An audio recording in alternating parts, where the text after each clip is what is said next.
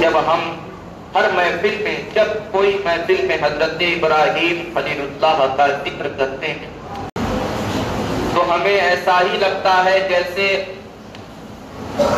یہ کتابیں اللہ تبارک و تعالیٰ نے انبیاء کرام کو معجزے عطا فرمائے. کوئی نبی بغیر معجزے کے تشریف دنیا میں نہیں لایا.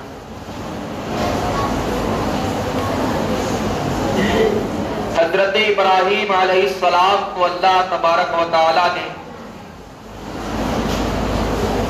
عظیم معجزے کے ساتھ دنیا میں بھیجا اور تشریف لائے.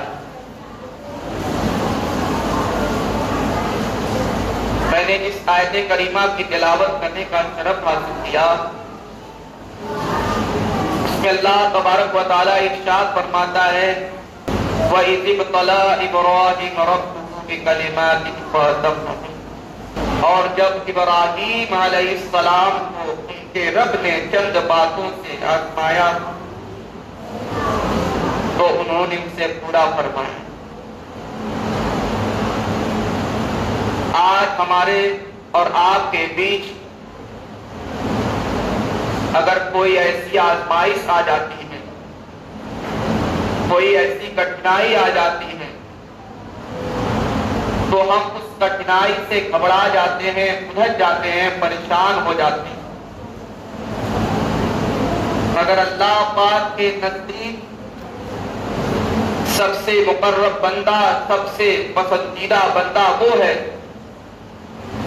جو اللہ پاک کی آزمائش میں رہے اور اس آزمائش میں شکر و صبر کا پیکر بن کر کے رہے، کھڑا رہے، اسے پکڑ کر کے رہے. تو اللہ پاک نے حضرت ابراہیم خلیل اللہ کو آزمانے کے لیے اپنے فرشتوں کو بھیجا. حضرت ابراہیم علیہ السلام جو انسان اللہ پاک کی آزمائش پہ کھڑا اتر جاتا ہے تو اللہ پاک کا وہ بہت ہی پیارا بندہ ہوتا ہے. آپ تاریخ کا مطالعہ کیجئے تو آپ کو معلوم ہونا چاہیے، معلوم سب کو ہوگا کہ حضرت ابراہیم خلیل اللہ کے پاس بہت سی بکریاں تھیں، بہت سے ریوڑ تھے. اور آج سے 400 سال پہلے تو مال کا ذکر آیا تھا، وہ مال آج ہم مال کو ہم پیسہ کہتے ہیں. آج کے زمانے میں اگر ہمارے پاس کوئی کہتا ہے کہ آپ کے پاس بہت مال موجود ہے تو ہم یہ سمجھتے ہیں کہ ہمارے پاس مال و زر بہت پیسہ ہے.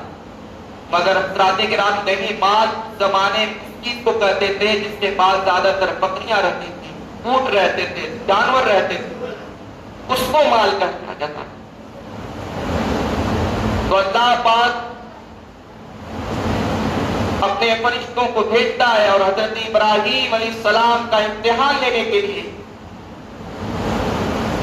تو انسانی شکل اختیار کر کے اللہ پاک کا فرشتہ حضرت ابراہیم علیہ السلام کے پاس آتا ہے. اور حضرت ابراہیم خلیل اللہ بہت سی بکریاں رکھتے رہتے ہیں تو آ کر کے بیٹھ کر کے وہاں پہ انسانی شکل اختیار کر کے وہ بندہ تو انسانی شکل میں فرشتہ آتا ہے اور حضرت ابراہیم خلیل اللہ اپنے کام میں مصروف رہتے ہیں اپنی باغ میں. اور جب وہ فرشتہ آ کر کے انسانی شکل میں اللہ اکبر اللہ اکبر لا الہ الا اللہ صدا اللہ کی بلند کرتا ہے تو حضرت ابراہیم خلیل اللہ دیکھ سن کر کے دل ہی دل میں مگن ہو جاتے ہیں اور امنگ ان کے دل میں وہ پیدا ہو جاتی ہے کہ اللہ کا ذکر کون کر رہا ہے، اللہ کی تسبیح کون بیان کر رہا ہے. تو حضرت ابراہیم خلیل اللہ وہاں سے دوڑے دوڑے بھاگ کر کے آتے ہیں اور کہتے ہیں کہ ایک بار میرے خلیل کا، ایک بار اللہ پاک तस्बीह बयान करते हैं। सब एक बार तू कह दे तो तूने तस्बीह अल्लाह पाक की पढ़ी थी उसे दोबारा पढ़ दे, वो फरिश्ता आकर के बैठता, जो इंसानी शक्ल अख्तियार किया रहता है, पढ़ता है, अल्लाह पाक की तस्बीह बयान करता है।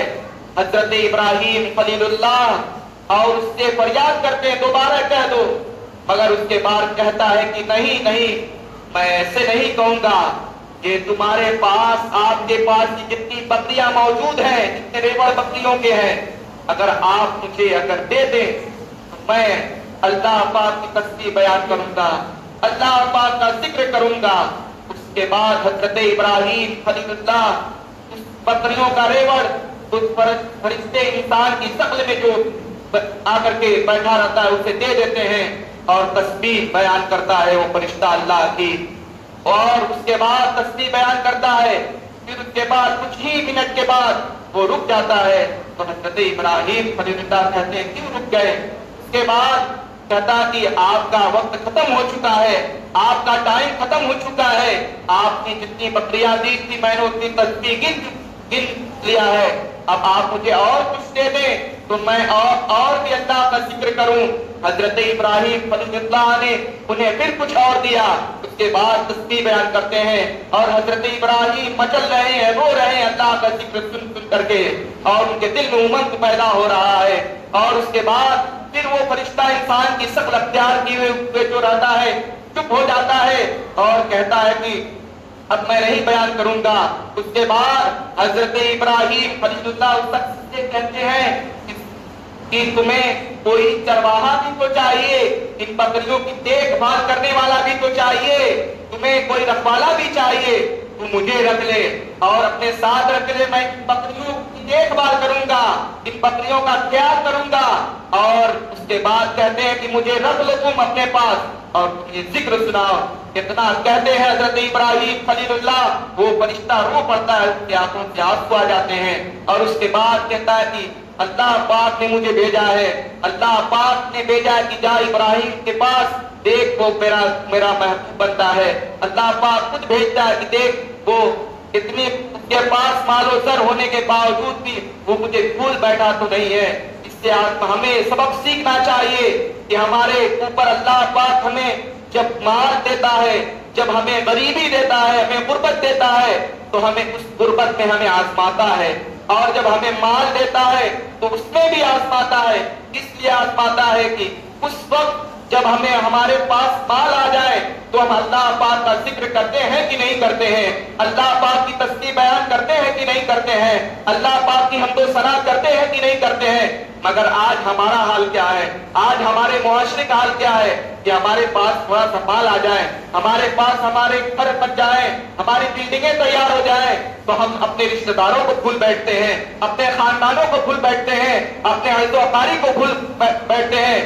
मगर हज़रात गिरामी, अल्लाह पाक ही इज्जत देता है, अल्लाह पाक ही इज्जत देता है, और अल्लाह पाक ही किसी को रोजी और अमीरी और गरीबी ही देता है, उसी में आजमाता है कि रोजी देता है तो आप कहाँ उसे खर्च करते हैं, राह खुदा में उसे खर्च करते हैं कि नहीं खर्च करते हैं, और गरीबों को देते हैं कि नहीं देते हैं।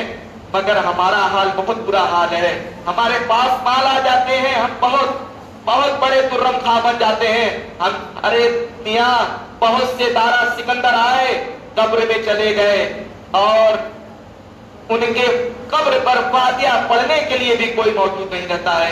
हमें ऐसा अमाल दुनिया में करना चाहिए कि हम मरने के बाद हम अपनी औलाद, अपने अकारीब को ऐसा छोड़ करके जाएं कि हमारे कब्र पर जुमा और जुमेरात की कम से कम